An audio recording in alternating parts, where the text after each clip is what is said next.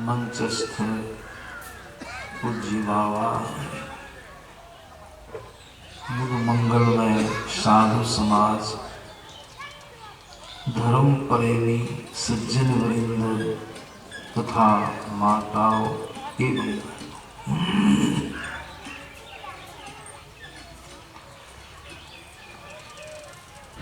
अभी के सत्संग में हम लोगों ने श्रवण किया है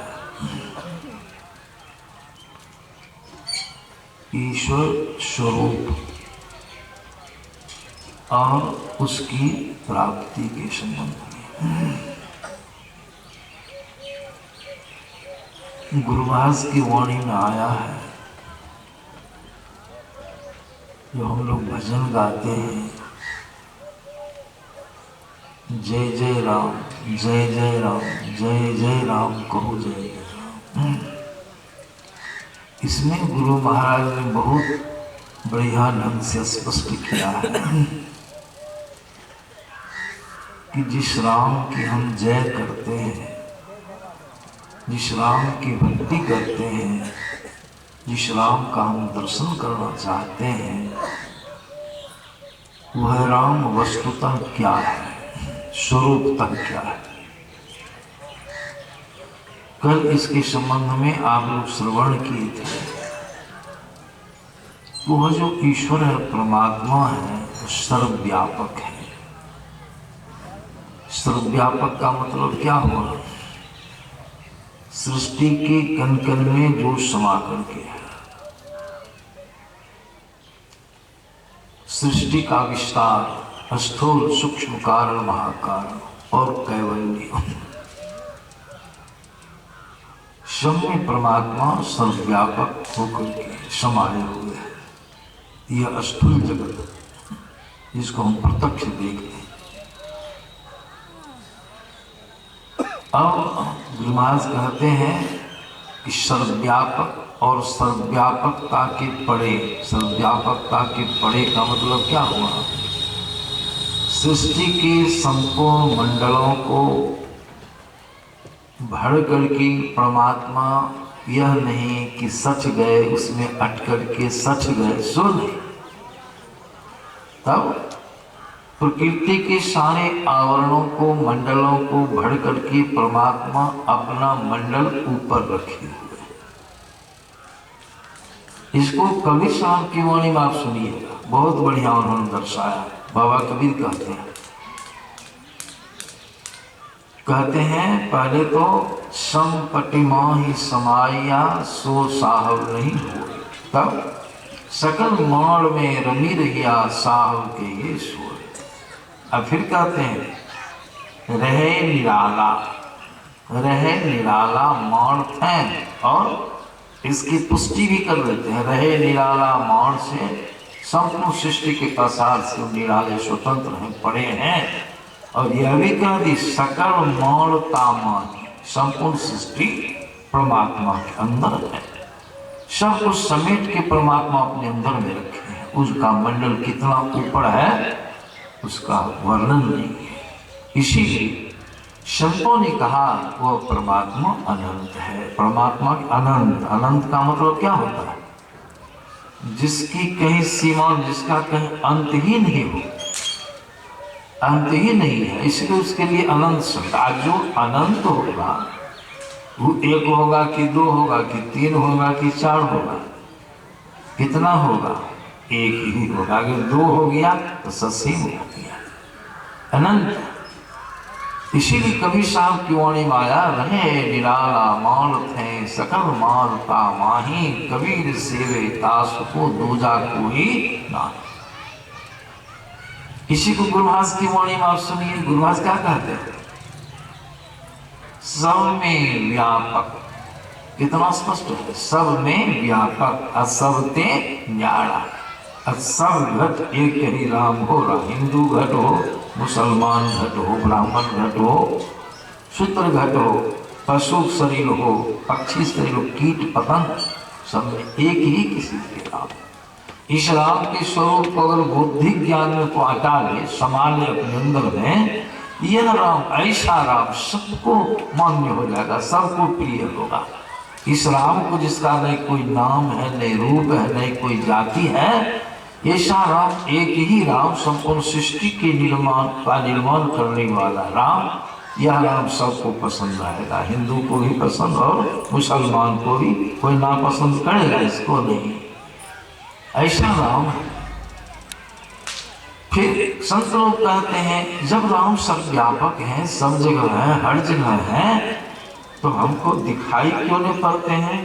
बात तो बड़ी अच्छी मालूम पड़ती है, बात तो सही है, सब जगह है, अगल बगल ऊपर नीचे हर जगह राम ही राम है। जो कल मैंने सुनाया था आप लोगों को, क्या लगता, इससे संबंधित विषय का पाठ कल भी हुआ था, उसे हम सुनाए थे कबीर साहब की वाणी।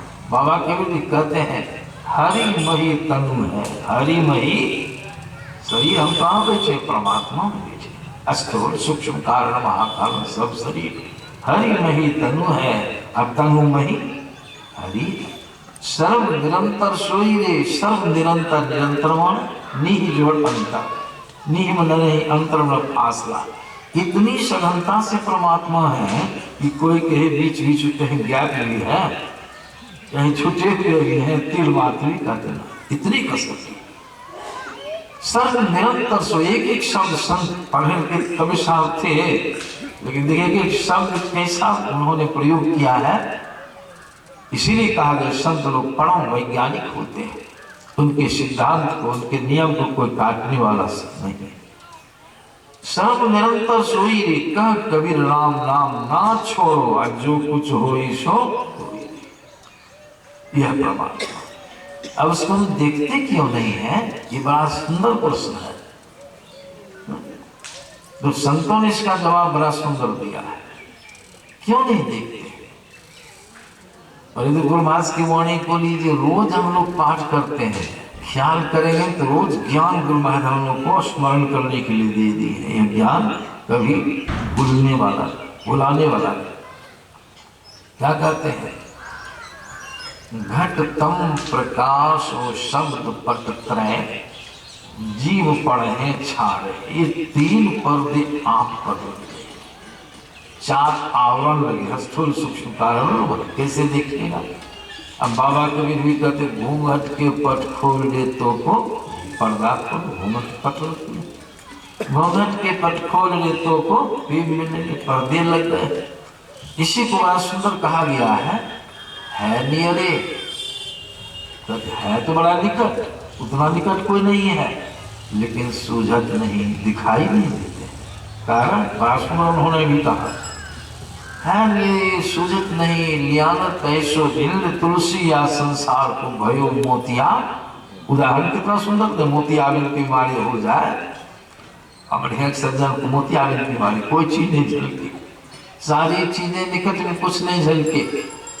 हमारे पास आए, मैंने कहा डॉक्टर शास्त्र लचा क्या है, मोतियाबिंद की बीमारी के लिए। मोतियाबिंद की बीमारी आंख की पुतली पर मौनी पड़ जाती है, उसका ऑपरेशन होने का। मौनी जिस होकर के फोकस निकलता है, धारा निकलती है, कोई चीज को देखते हो मौनी पड़ गई, कुछ देखिएगा स्पष्ट। कितना सटीक उदाहरण दिया है संतों ने।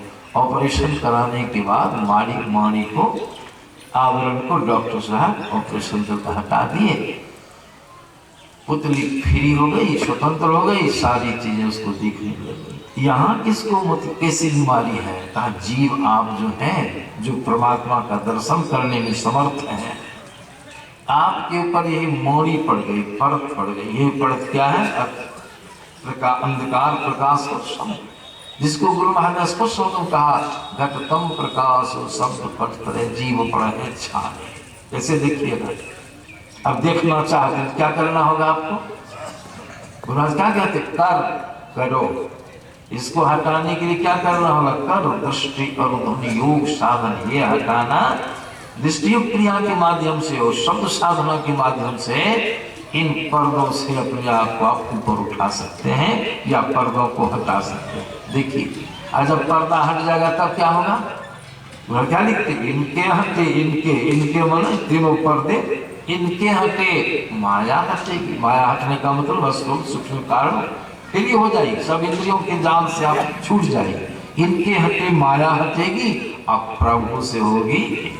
अब पर्दा नहीं रहा, अभी आकाश की ओर दृष्टि कीजिएगा तो कोई चीज को देखिएगा, आवरण लगा हुआ है। अब बाहर निकल जाए आवरण के बाहर, तब देखिए। अरे आवरण को हटा दीजिए तो गुरु कितना सुंदर लिखे, इनके हटे माया हटेगी, प्रभु से होगी एकता, फिर द्वैतता नहीं कुछ रहेगी, असमान लड़ चाहे। कितना अच्छा गुरुवास की वाणी में हम लोग सुनते हैं और उस पर विचारिए। गुरुवास क्या कहते हैं? रूपना रसना नहीं गंध परसन नहीं शब्द नहीं नाम हो। वो राम के साथ रूप नहीं, रस विषय नहीं, गंध विषय नहीं है, शब्द विषय नहीं है, स्पर्श के विषय परमात्मा नहीं। सोचिए ये पांच इंद्रियों का जो विषय है, पांच रूप रस गंध स्पर्श शब्द परमात्मा, इन विषयों में से कुछ नहीं है। तो क्या इन इंद्रियों के द्वारा हम चाहेंगे ईश्वर को देखना तो देख सकेंगे? नहीं देख। इसीलिए संत महात्मा लोग कहते हैं इन सभी इंद्रियों से जब आप छूट जाइएगा, सब शरीरों से जब छूट के अकेले हो जाइएगा, आत्मदृष्टि की प्राप्ति हो जाएगी, तब परमात्मा का दर्शन आपको।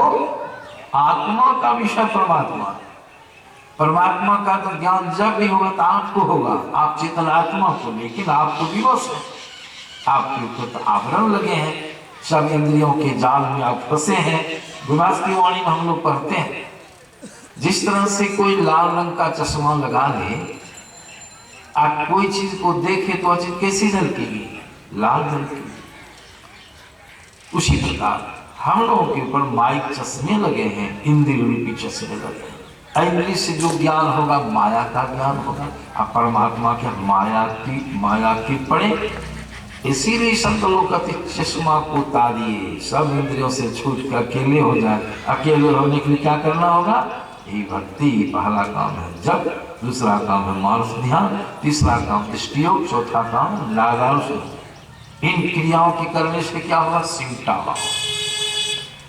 होगा। आपको चलना है, इससे दूर हटना है, सिमटा होगा। आज सिमटाव से क्या होगा? देखिए संतों का ज्ञान कैसा है। सिमटाव से ऊर्ध्वगमन, सिमटाव से क्या होगा? ऊर्ध्वगमन, और ऊर्ध्वगमन से क्या होगा? आवरण का विघटन। इतना अच्छा टेक्निक है संतों का, ये कला कैसी? ऊर्ध्वगमन से आवरण का विघटन। आवरण का विघटन मतलब स्थूल को छेद कर सूक्ष्म में, सूक्ष्म से छूट कर कारण में, कारण से छूट कर महाकारण में। वहां जब गए वो आपका निज मंडल है, वहां गए तो आपको अपना ज्ञान। हम ब्रह्माष्टमी कल भी मैंने सुना है, अपना ज्ञान। जब अपना ज्ञान हो गया, सब इंद्रियों शरीरों से छूट गया, अकेले हो गए, अकेले अब जो कुछ आपके ज्ञान में आएगा वही होगा ब्रह्म ईश्वर परमात्मा।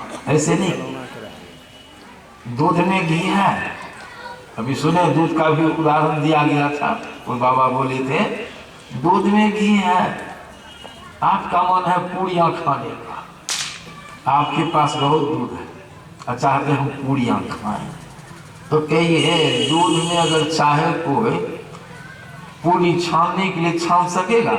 मर भी जाएगा तो कभी पूरी छाने के निकलेगी नहीं, लेकिन उसमें घी है जरूर, लेकिन जड़ के साथ है, जड़ के साथ है। हम लोग क्या करते हैं, दूध को पेड़ते हैं, दूध में से क्रीम निकालते हैं, क्रीम निकल गया, दूध से क्रीम सिमट गया, दूध को छोड़ दी महुआ, क्रीम आ गया पास। क्रीम तो घी नहीं है कि क्रीम ही घी है, क्रीम में घी है, क्रीम में उसको क्या करते हैं हम फिर मथते हैं, मथते हैं, मथते मथते अंतिम परिणाम क्या नहीं कि दो चीजें फटक जाती है, एक को कहते हैं मट्ठा, दूसरे को कहते हैं मक्खन।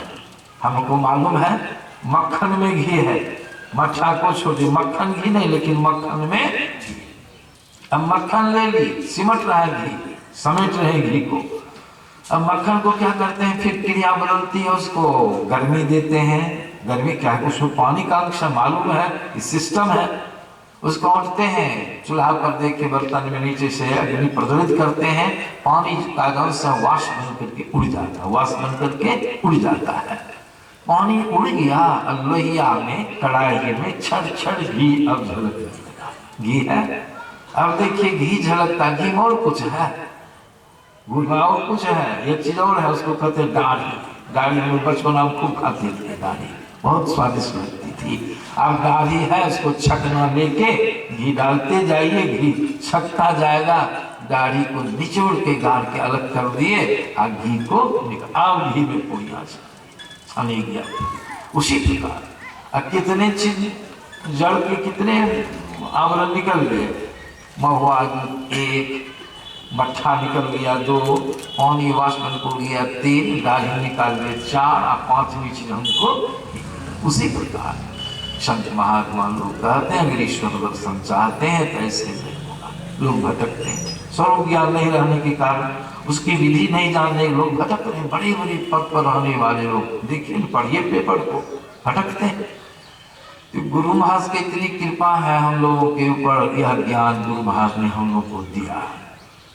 कितने भटकते, कहाँ कहाँ भटकते, इसीलिए संत महात्मा लोग कहते हैं सत्संग कीजिए, सत्संग करना अति आवश्यक है, सत्संग कीजिए। संतों की शरण में जाकर इसकी कहाँ सीखी युक्ति, कैसे दूध में से घी को अलग कीजिएगा, जब में से हम चेतन कैसे अलग हो जाएंगे तो परमात्मा का दर्शन होगा।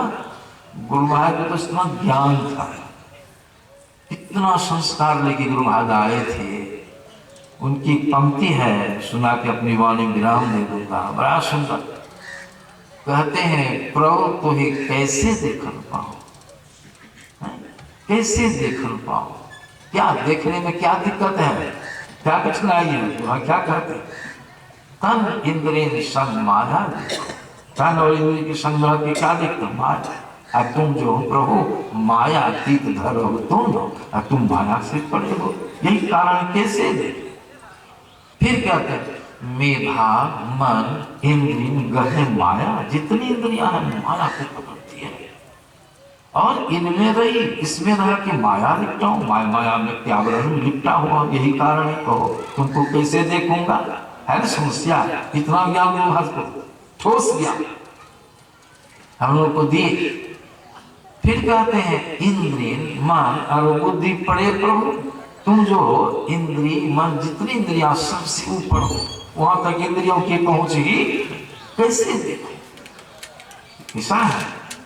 हम कहते हैं अंत में इस सब बात सुना के दुआ कहते करो कृपा, कृपा करो। कैसे कृपा करते हैं, करो कृपा, इशारा करते इंद्र संग छुड़ाओ, इसका संग छुड़ा दीजिए।